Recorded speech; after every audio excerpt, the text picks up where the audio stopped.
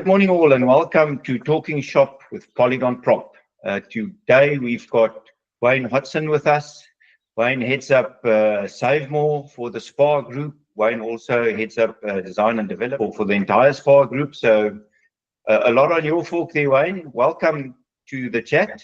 Morning, Francois. Yeah, thank you very much for having me this morning. It's great to chat to you. If you could talk to a landlord or a broker, why go with SaveMor? I said a bit earlier on. For me, I think if you look across all the brands and all the competitors in South Africa, and I mean, having spent some time abroad, that the setup in the stores, specifically in South Africa, stand head and shoulders above a lot of what Europe has to offer. Where we are with regards to SaveMor is we've looked at a much reduced spec with regards to, if we put the chat around from a developer point of view, but as well as the retail. But let's talk the developer side of things. So, we're saying let's reduce the spec without stripping out what we need to still have in order to create that good shopping experience.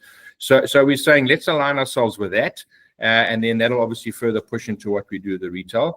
I think there's a lot of opportunity in the small box space. I think, a lot of the us included, but a lot of the competitors out there still chasing the big boxes. We know what those costs are. We know what the landlord costs and the rental costs are for the developers.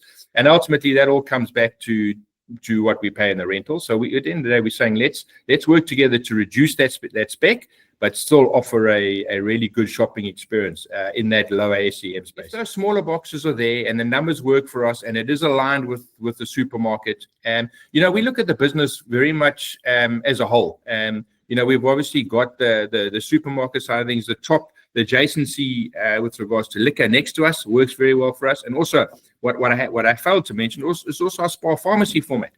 So if we're looking at a small strip mall or small center, what we can bring to the table is not only the SaveMor supermarket format, but the likes of liquor. We can bring pharmacy into the fold as well, which creates a really, really nice node for any developer or any landlord out there. Absolutely.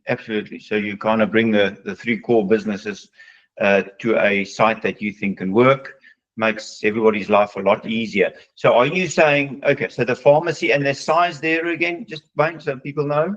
Pharmacy again, probably 150 to 200 square meters, but and I'm going to keep falling back to the fact that this is a lower SEM model. Okay, so we're not going to be hung up on throwing out a size there. I think obviously there is a specific. We don't want to go too big. We're not going to go too small. It needs to work for us. But it's a very, very, we're looking at things from strategy on this very, very differently to how we've looked at the likes of the spas and the super spa stores, where we've been very hard and fast on sizes. Wayne, you mentioned about your trade format in CBDs.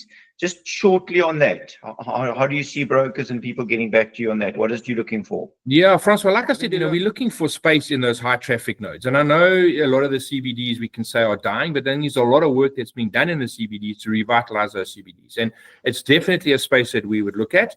It's always difficult to find those big boxes in the CBDs, and logistically they're a nightmare because the deliveries are trucks and all those good things. But I think for us, we're very keen to have a look at CBD as an option as well. We definitely won't discount that. Okay, great. Important loading within a CBD. What kind of size truck would you need? And do you need a yard? Yeah, look, I think it's a difficult question because with the CBDs, you often sort of end up with what you've got there. And in fact, we're currently looking at a couple of options now, and it's extremely difficult. We deliver the big trucks, but we've also got the opportunity to deliver rigids. So we wouldn't ideally need a yard, but we would need to obviously be compliant with regards to city bylaws and those sorts of things to be able to deliver. But we have got the opportunity. And I'll give you a good example. We're very big on our SPA Express format on the petrol stations, and those again, we don't send 22-meter trucks to deliver to those guys. Those guys are getting small rigids, so it can be done, and logistically we are set up to do that. That's great to know that especially if it's in bigger towns like a Belleville, rigid can be sent out, and you could make it work.